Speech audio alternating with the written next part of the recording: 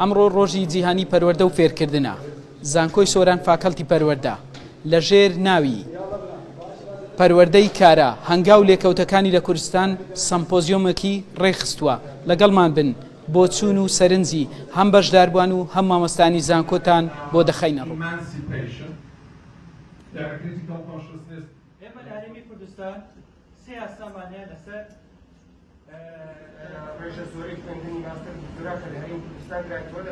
ئەوڕۆ ڕۆژی جیهانی پەروەردەدا هەردوو بەشی باخچە منداڵان و زانستە گشتەکان لە فاکەڵتی پەروەردە هەستاون بە ئەنجامدانی سمپۆزیۆمێک لە ژێر ناونیشانی پەروەردەی کارە هەنگاو لێکەوتەکانی لە هەرێمی کوردستان بە مەبەستی خستنە بەرباس و لێکۆڵینەوە و شیکردنەوەی واری پەروەردە لە ڕەهەندە جیاوازەکانەوە لە ڕوانگەی جیاوازەوە بابەتە جۆرا و جۆرەکان وەکو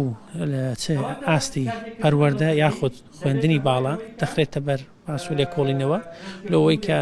پێشاتەکان ئەگەرەکان دەرفەتەکان هەمویان گفتوگویان لێوە بکرێ و هەروەها ڕاستپاردەی پێویست بخرێتە بەر دەم لایەنی پەیوەندیدار و ئەوانەی کە خاوەن بڕیارن و هەروەها دەمانەوەی قوتابیانمان ئاشنا بکەین بە گرنگی پەروەردە و هەروەها ئەو وتار و مژارە گەرم و گوڕانەی کە لەسەر پەروەردەدا هەیە.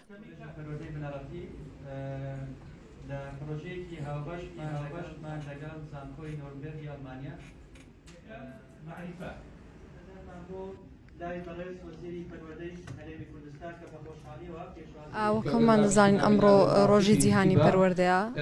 لێرەدا زۆ گرنگە کە چەندین کەسی پسپۆڕ و شارەزا و دکتۆر لە بوارەدا لێر دەکۆبوونەوەتەوە هەروەها قوتابیان گوێگوری ئەو بابەتانە دەبن لەناو هەر کۆمەڵێکدا هەر پیشە گرنگی خۆی هەیە لەوانەش مامۆستا گرنگێکی زۆری هەیە لەناو کۆمەڵگادا چونکە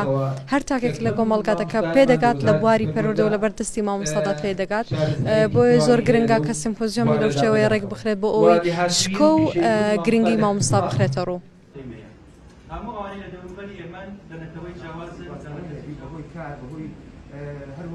ڕۆوەکو قوتابیەکی زانکۆی سۆران بەشداریمان لە سیمپۆزیسیۆنی تایبەت بە فاکەڵتی پەروەردە لە ژێر ناونیشانی پەروەردەی کارە کە ئەم سیمپۆزیسیۆنە گرنگێکی زۆری هەیە بۆ ئێمەی وەکو قوتابی زانکۆ کە تایبەت لە فاکەڵتیەکەمان